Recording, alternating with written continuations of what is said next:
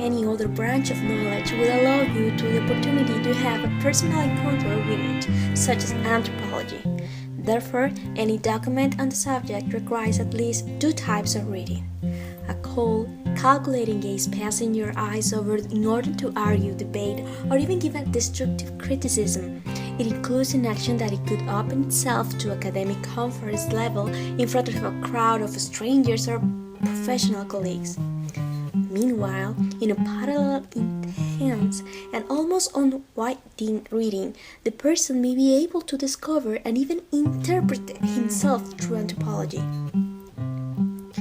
But among so many approaches, who am I to define the anthropology that I am willing to embrace as mine? There isn't a democratic approach to studying it that could be illustrated in how one could ascribe to a kind of motto by associating with a certain theme, a certain color or flag, without caring from what others say, even to the point of being willing to defend the cause with one's very own life, or sacrificing the opportunity to understand and incorporate other point of view for the purpose of maintaining one's chosen identity? Can one speak of a sole anthropology, of a single holistic effort to finally discover the person from these different approaches? Juan Fernando Sayes, in Anthropology for Rebels, presents among other crises the difficulty of a full discovery if the thinking process of professionals and other previously contemporary thinkers are not taken in account from an open-minded approach to the future.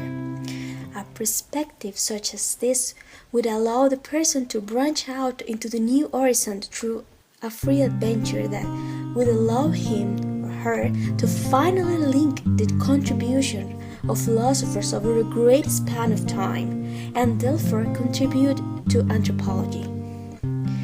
It seems that within the multitude of academic activities and needs to be met, we may forget the great opportunity that each professional and also each student has to become milestone by contributing to anthropology. Not being mere spectators passively observing the works of previous authors, trying to implement their current context, thereby analyze or review as to how the previous philosopher will view the present time. But truly doing anthropology is an exercise of daring to think and form opinion as a person from what the study of anthropology considers about life itself. So, from that point, to find a new lights and project them. From transcendental anthropology, or from the anthropology of the person, without fear of undermining identity by enriching it through the means of discoveries of many authors, Anthropology for Rebels gives the answers to vital questions such as the dignity of the person. An example will be the reason why a mother of 4 children cannot receive comfort when one of them dies, even if she still has 75% of her shed. It doesn't matter if her son was valued as a good person or a criminal. Consider the subject of loneliness, the reason for the indissolubility of marriage as a union between a man and a woman, the importance of a family, and the dynamics integrating it as a model for other institutions, among others.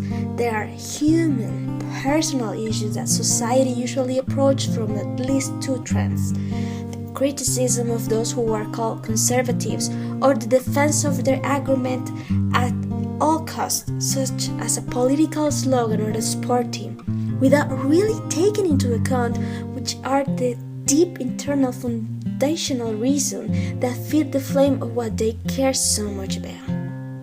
For either of the above 2 purposes mentioned, whether to make a deep investigation to be able to negative criticize the views, or to use the argument to support one's fate of lifestyle, an Anthropology for Rebels offers important insights. Thus, the Christian perspective of the person has given the culture in general the opportunity for a person to see him or herself as a unique and a coexisting being. It's a vision that does not depend on a score or result, but on a being.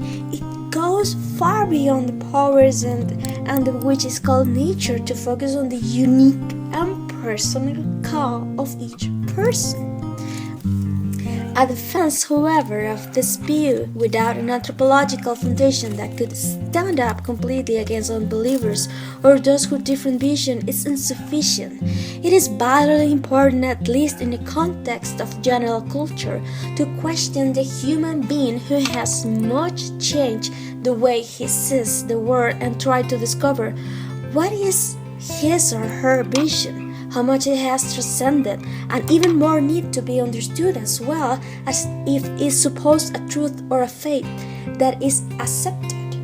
Anthropology for Rebels provides readers the opportunity to understand the underlying reason of why the defense of freedom and dignity of the human being from a Christian perspective is so radical. Thus, this paper enriched the debate, and it's mandatory reading for either of the arguments posed if one wants to make a serious study of the person. John Bragnia, who translates the document from Spanish to English, mentioned a specific contribution of the document in his initial entries. In my opinion, the greatest of these is the invitation for us to rethink what a person really is and not just settle for the ideas that others have said that we are. If we assume that the real study is based on observation and discovery, the study of anthropology cannot become a matter of choosing a club to be a member of it. To make anthropology implies recognizing the person as a free and ongoing project, not just an academic exercise of choosing a political position. As a result of anthropology should be seen as the study of mandatory and constant findings which are both intimate and personal, that enrich both general dialogue as well as the very life of each reader who dares to question himself. This book presents anthropology for people who do not accept to simply choose a blind to defend, but who are searching and are hungry for not only knowing the subject, but to know it